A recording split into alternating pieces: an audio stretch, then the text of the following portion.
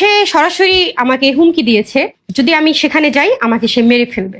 আসসালামু আলাইকুম, আমি রিয়ামণি। ইতিমধ্যেই হিরো আলম একটা কথা বলছে যে তার বাবার অসুস্থতায় আমি ছিলাম না। সম্পূর্ণই ভিত্তিহীন কথাটা। তার বাবার অসুস্থতায় আমি কিভাবে ছিলাম না বলেন? তার বাবার অসুস্থতায় আমি বগুড়া ছিলাম। রমজান মাসে আমি বগুড়াতেই ছিলাম। বগুড়া হসপিটালে যখন ভর্তি করানো হয় সেখানেও আমি ছিলাম। তারপর তাকে যখন ঢাকা আনা হয় তখন আমার ছোট ভাই ড্রাইভ করে বাবাকে ঢাকা নিয়ে আসা হয়, আবার দিয়ে আসা হয়, তারপর আবার নিয়ে এসে ভর্তি করানো হয়। তখন আমার ছোট ভাই ছিল। সে যে বলেছে যে আমার ফ্যামিলির কেউ ছিল না, এটা একদমই মিথ্যা কথা। আমার ফ্যামিলির লোক ছিল। তার বাবা অসুস্থতায় আমি নাচ গান করছি, এটা একদমই ভিত্তিহীন। সে যে ভিডিও স্ক্রিনশট দিয়েছে সেগুলো আগের, এখনকার না সেগুলো। এখন আপনাদের মনে প্রশ্ন উঠতে পারে যে এই বিষয়টা কেন আসলো, সে আমাকে কেন ব্লেম দিচ্ছে।